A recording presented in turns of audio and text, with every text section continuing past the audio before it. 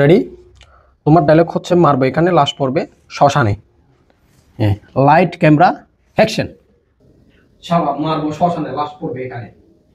এই কাট কাট কাট। আরে হয় না, দেখ লাশ কেন এখানে থাকবে? ডায়লগটা বলবি মারবো এখানে, লাশ পড়বে শ্মশানে। Okay sir.